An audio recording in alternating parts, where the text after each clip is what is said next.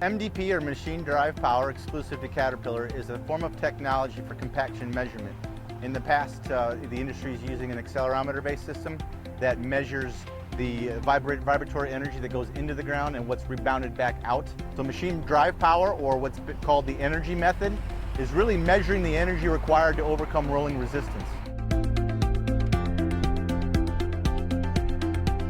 It can measure soil stiffness without vibratory system being on, so static rolls, which often happen in an application, but it also has a sweet spot in cohesive soils, in loose soils, and really complements compaction measurement technology in general.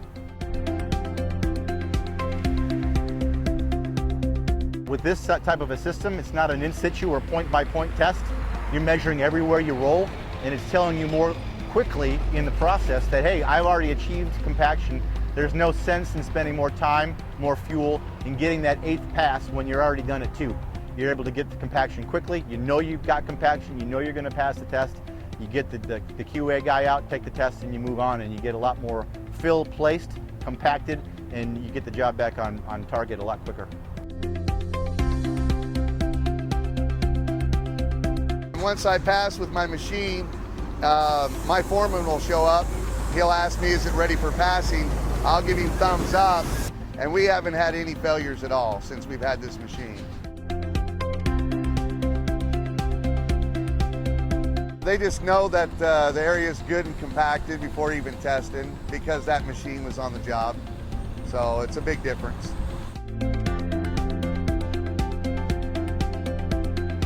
The screen on it really helps a lot. When you go to make a pass, you know exactly where you're at on your fill. You know, the color coding on the screen's great.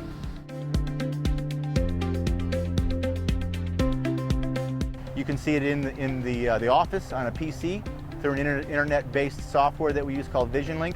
You can also do this on mobile devices now.